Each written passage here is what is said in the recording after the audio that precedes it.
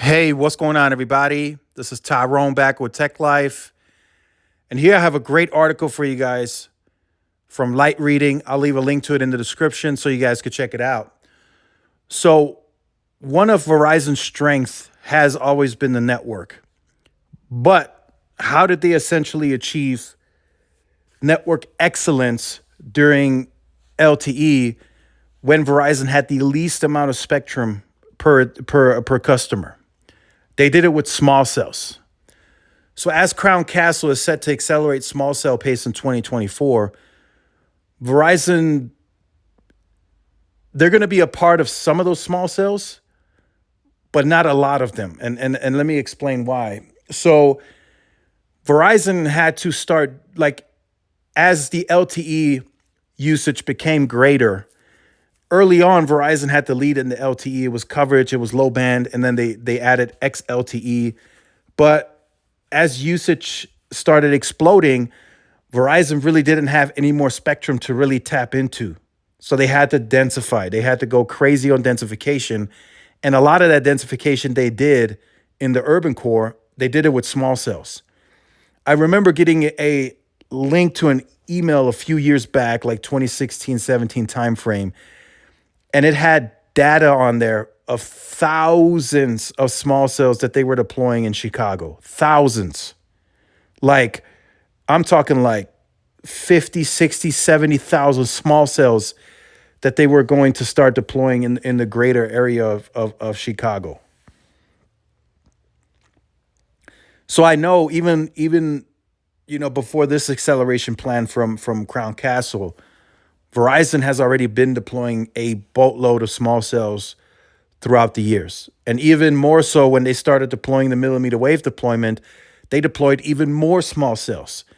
And a lot of those small cells, it was literally standalone millimeter wave. I have some here in my market that I can go to that just have millimeter wave. That's it. Nothing else was added to the node except the millimeter wave panels.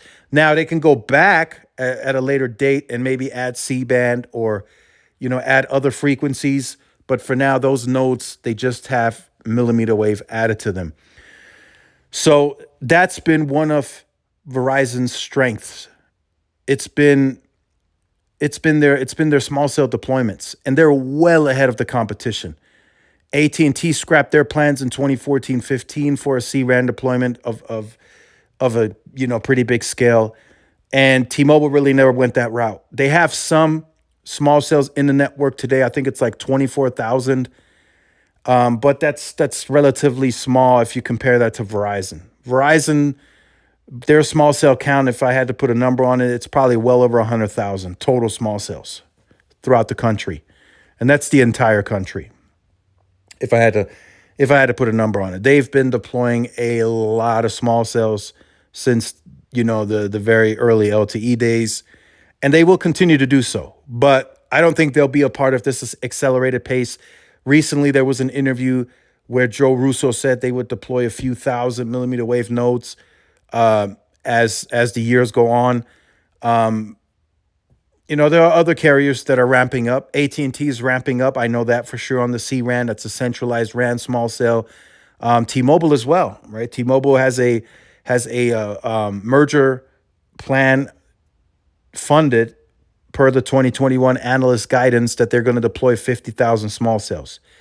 So you can see some probably in 24, we're probably going to see a lot of small cell activity from T-Mobile.